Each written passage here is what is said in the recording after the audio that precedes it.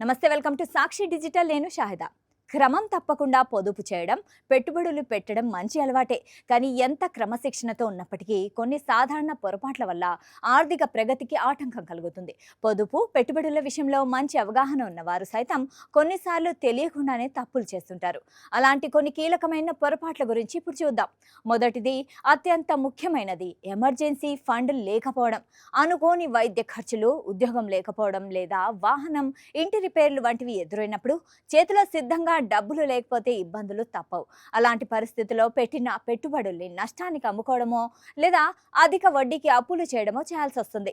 ఇది ఆర్థిక ప్రణాళికను దెబ్బతీస్తుంది. రెండో సాధారణ పొరపాటు, పెట్టుబడుల పోర్ట్ఫోలియోను క్రమం తప్పకుండా సమీక్షించకపోవడం.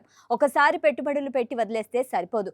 మార్కెట్ పరిస్థితులు, మన ఆర్థిక లక్ష్యాలు, రిస్క్ తీసుకునే సామర్థ్యం కాలానుగుణంగా మారుతుంటాయి. అందుకే కనీసం సంవత్సరానికి ఒక్కసారైనా పోర్ట్ఫోలియోను సమీక్షించి అవసరమైన మార్పులు చేసుకోవాలి.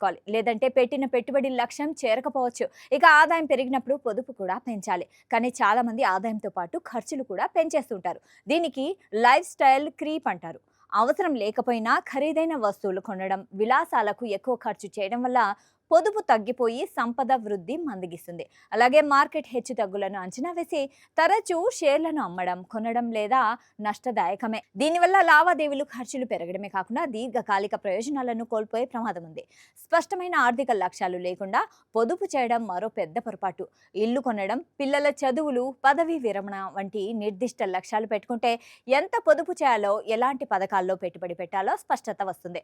చివరిగా పెట్టుబడులపై వచ్చే రాబడి, వడ్డీపై పన్నుల ప్రభావాన్ని కూడా పరిగణనలోకి తీసుకోవాలి. పన్నులను విస్మరిస్తే చేతికొచ్చే నికర లాభం తగ్గుతుంది. అందుకే ఆర్థిక నిపుణుల సలహాతో ఈ తప్పుల్ని సరిదిద్దుకొని దీర్ఘకాలిక దృష్టితో ప్రణాళికలు వేసుకుంటేనే ఆర్థికంగా స్థిరమైన భవిష్యత్తును నిర్మించుకోవడం సాధ్యమవుతుంది.